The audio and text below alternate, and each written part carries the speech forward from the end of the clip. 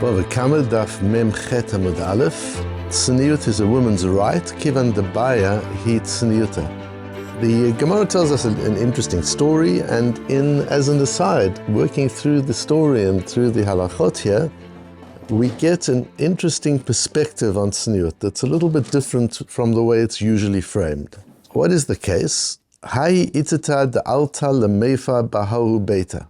There was a woman who went to bake her dough in a particular house. People used to rent out their ovens. Not everybody had an oven, so the woman would prepare the dough at home, and she would then take the dough either to a public baking area or to an individual who was renting out his oven, and she took her dough to such a place and was kneading the dough and working the dough there. Ata barcha demari de beta. A goat belonging to the owner, we've said often, you've got to use your imagination when you're learning. You've got to actually see the situation. It's quite funny. So she's busy with her dough, and a goat walks in. Achla lelisha, and she eats her dough. Chavil umit. He takes ill from eating the dough, and he dies. Now, based on the Gemara of the last day or two, what should the din be? Goat's problem. The goat shouldn't be eating things that he shouldn't be eating. A goat should know better than that. Hiyava Rava. Rava said she has to pay. She has to pay for the goat. Says the Gemara, Leima pligi ad Rav. Does that not then disagree with the Rav's din, which you quoted correctly? According to Rav, we had in yesterday's daf, the goat shouldn't be eating the dough. It's not her business. Doma Rav havyelah shelo tochal, because Rav said the goat shouldn't be eating. Amri hachi hashta hatam shelo birshut lo kabil alei netiruta hachi birshut kabil alei netiruta. Says the Gemara, it's very different. There, in the case of Rav, this woman came into the situation. She came into this area without any kind of permission. So clearly she wasn't going to take responsibility for the animals eating. He just put his fruit in the yard without asking any kind of permission. He's not taking responsibility for that. But in the case of the goat that we're learning today, he invites her in to use her oven to bake her bread. She comes in, and that's a completely different situation. Tosfos goes out of his way to point out that this is not the real issue. The real issue is not whether she has permission to come in or she doesn't have permission to come in. The real issue we'll see in the next piece, where the Gemara says, but we've got a case where a woman comes without permission to grind her wheat in the mill of the owner. So she plans to tell him later on, or she's a friend, and she knows that he won't mind her using the mill, but she doesn't get permission, so nobody knows she's there. She comes into the area, or into the yard where the mill is, and she grinds her wheat there. And the owner's animal eats the wheat. The owner is patur because she shouldn't have been there. But if the owner's animal dies from eating the wheat or the flour, chayevet, she is responsible. That seems to be because she had no business being there. She didn't ask permission, implying, but if she would have asked permission, then she would not be obligated.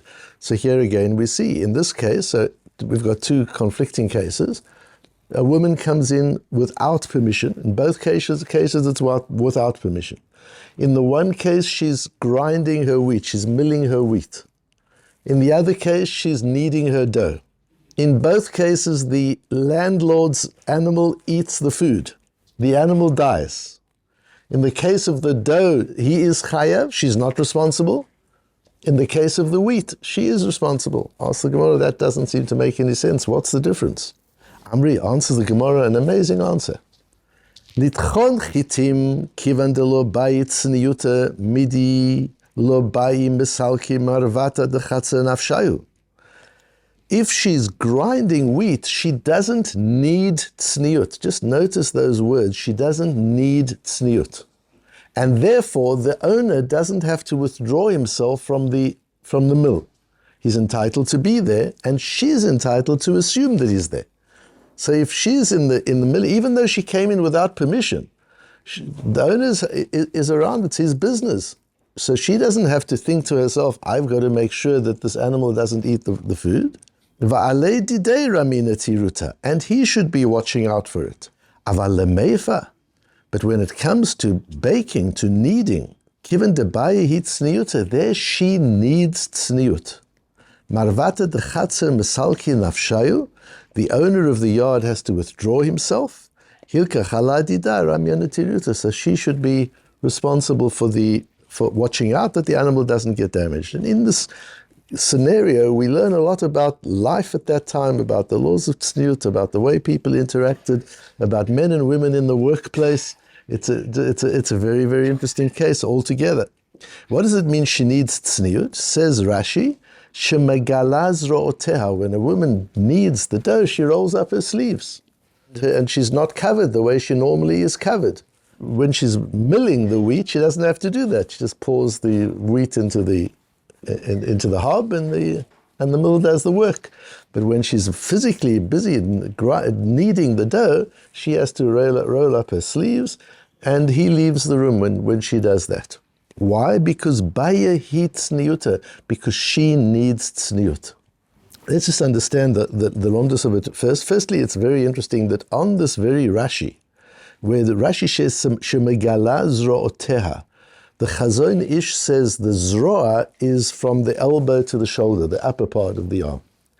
And from the fact that the Gemara says that the reason he has to leave is because she's revealed the upper part of her arm, tells you that the bottom part of the arm is not erva. So the Chazon Ish in this case takes a lighter view than the Mishnah Brura. And the Chazon Ish says from the elbow to the wrist, that's dependent on fashion. If you're living in a place where women normally cover that part, then that part has to be covered. If you're living in an area where they don't, where they wear shorter sleeves, then that's okay, then that's not over. It's from this Rashi that the Chazon Ish proves his point. Because Zroa means, according to the Chazon Ish, means from the shoulder, means from the elbow to the shoulder, it means the upper part of the arm. Implying that if it were just the bottom part of the arm, he wouldn't have to leave the premises, because that's not erva. Now this all makes sense according to the Rosh that we learned yesterday, where the Rosh said the issue is somebody has to look after the animal, because animals act instinctually. Animals don't make choices, dietary choices. And therefore, if there's food that an animal shouldn't be eating, and there's an animal, somebody should be watching that the animal and the food don't get together. If the owner is around, then he should be doing it. If the owner is not around, then the person who intruded should be doing it. In this case, since the owner withdraws out of respect for her, she has to take on responsibility for watching the animal, because somebody has to watch the animal, he has to withdraw, she's rolling up her sleeves, so she has to take care of the animal. That's only fair. So according to the Rosh, it's fine, it makes sense. And the Pilpula Charifta on the Rosh says, in fact, that in a case where the owner is clearly not present, she has to be responsible for it. But according to Tosfos's view yesterday, where Tosfos said the issue is not should you have anticipated, shouldn't you have anticipated. The important thing is who triggers the nezek, who causes the damage. And we said the man who put his fruit in the neighbor's yard, he was just a goyer, and that was just groma. I put the food there, and that made it possible for the animal to eat the fruit and to become damaged. But the animal's choice to go against its instinct and eat something it shouldn't be eating, that's the animal's problem. In other words, the owner of the animal's problem. So the Tosfos isn't looking at it from the perspective of who should have been watching out for the animal. Tosfos is looking at it from the perspective of who triggered the damage. So here, let's look at the two cases. In the case of the mill, the woman comes in with her wheat to grind in the mill, and the man withdraws. The woman says, I didn't know that the man isn't there. I'm at the mill. He should be around watching his animals, not my problem. She didn't trigger the damage. But if she's rolling up her sleeves, she's making it impossible for the owner to be there. She's requiring that the owner leave. If she's requiring that the owner leave, she's creating the conditions for the damage. And therefore, even according to Tosfos, she becomes responsible for the animals eating. What's interesting to notice is this idea of ba'i hi tzniutah, that she needs the tzniut. We're accustomed to tzniut being presented as, talked about as something that the men impose on the women. I'm here, so you've got to be dressed properly. I want to daven, so you've got to be dressed properly, or you've got to be behind the mechitza. We see even from the language of the Gemara, and certainly from the whole sugya, that there's another perspective to it. A woman has the right to tzniut. a woman is entitled in situations where she has to reveal herself, she's entitled to the privacy of not being imposed upon.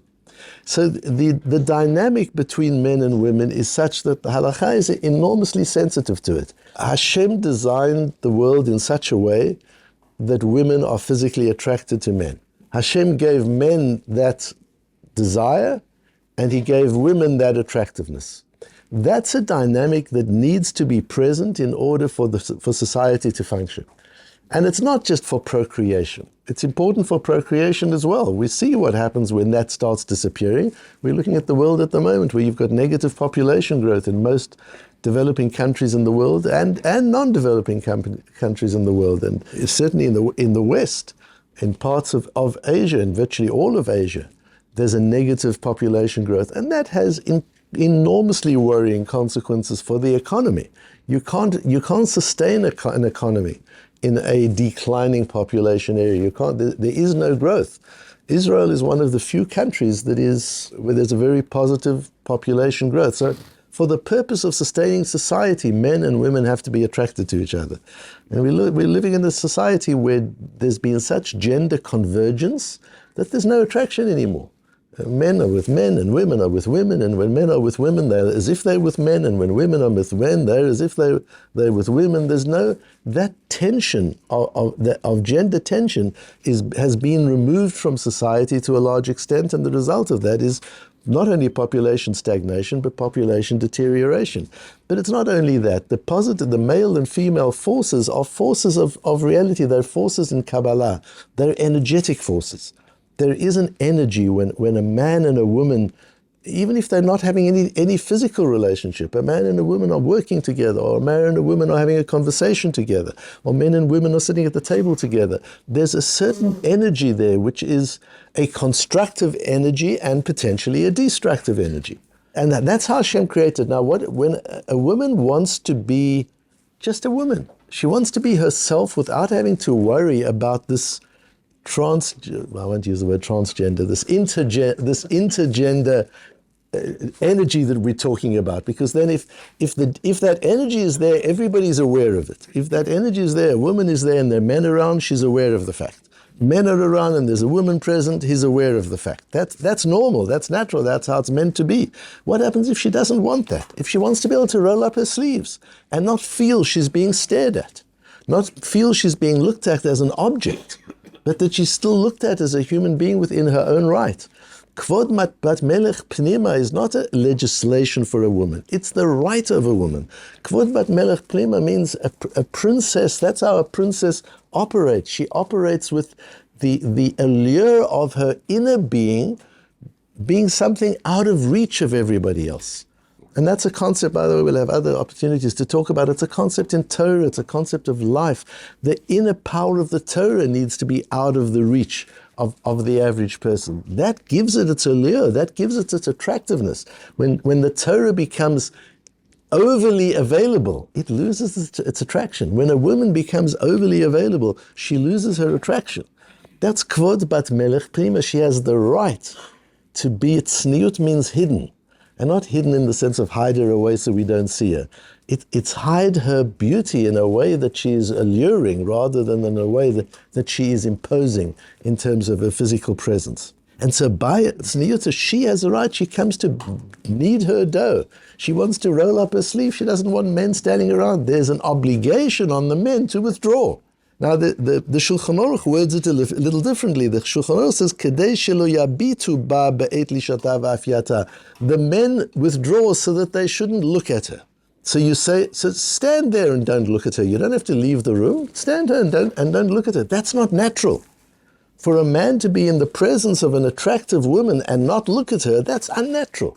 It's far more natural just to leave the room, not to be there at the time. And that's what the Torah requires in such a circumstance. So in the Shulchan Aruch it's mentioned as Kedei shelo yabitu ba. They move away because they don't want to look at her. But in the way the Gemara actually words it, she needs the tzniut, she needs the privacy of space. It's the same in a shul. Many women have told me they need a mechitza. They want to be able to sit and daven, they want to cry if they need to, they want to feel their emotions. They don't want men to be watching them. while they're in such an intimate, when a woman is being intimate, she doesn't want to be watched. So that the mechitza is also to provide her for a sacred space in which she can be a woman without men gazing at her. Because a woman can't be a woman when the men are gazing at her. She just wants to be herself. She's kneading her dough, she's making her challah, she's rolling up her sleeve. She doesn't want men standing around. The men are obligated to create that space for her, and she needs to know that that's the case. She needs to realize by rolling up her sleeve, she's made it impossible for the men to be there, and therefore she has to take responsibility for the goat. That's her requirement. That's how we understand the sugya. What's important is a piece of the of Yamshil Shlomo, the Maharshal. Maharshal lived at the same time as the Ramah. This is the time of the Shulchan Aruch, and the Maharshal writes, in Poland and in Western Europe, the women are walking around in any case with short sleeves. Now, I don't know whether the Maharshal learns the same as the Chazon Ish, that he means that they roll their sleeves up or they wear short sleeves up to their elbows, or he means that they don't wear sleeves at all. It's difficult for me to think that in Europe, in Poland and in Europe at that time, they weren't wearing sleeves at all. He says the men and the women aren't wearing sleeves at all. They didn't have tank tops and things there. So I think the Maharshal is not learning like the Chazon Ish. I think the Maharshal is learning there's a problem even with the lower part of the arm. But he's saying, but in our society, this is now back in the 16th century, in our society, women are walking around, and men, sleevelessly in any event. So now the frum guy comes along and says, you should have been looking after my goat because you rolled up your sleeves, I had to leave. Says the Maharshal, forget it. What do you mean you had to leave? You sit in your office and women are there with short sleeves. You walk in the street and women are there in short sleeves. You even go to shul and there are women there with short sleeves. Now because this woman came to knead her dough with her short sleeves, you want her to pay for the goat because you claim you had to leave because of her short sleeves. That's not the society we're living in. So you see halacha starting to deal with the tension between choshen mishpat and orach chaim, between the laws of tzniut and the laws of mandatory laws. Don't use frumkeit to claim money from somebody else. That's not valid. If you're in a society where nobody wears short sleeves, she rolls up her sleeves, the right thing for you to do is to leave the room. Then you can say it's her responsibility to take care of the goat. But if you're living in a society where nobody rolls up their sleeves, leaving aside whether that's right or wrong, he says, Ba'avanotenu arabim, it's not right. It's tragic that we've lost that sensitivity to tzniut. But from a choshen mishpat perspective, from laws of money, says the Maharshal, that's the fact. The fact is you don't have to leave the room. And if you've left the room, don't blame it on her. That was your own carelessness to leave the goat and not to make necessary arrangements for somebody to be taking care of the goat before. So we just see as we learn through these mesechtas, how on the side, apart from the important principles we learn every day, to be able to learn some of the side principles that give us a sense of how the laws of tzniut work, particularly as they interact with the laws of mandatory matters.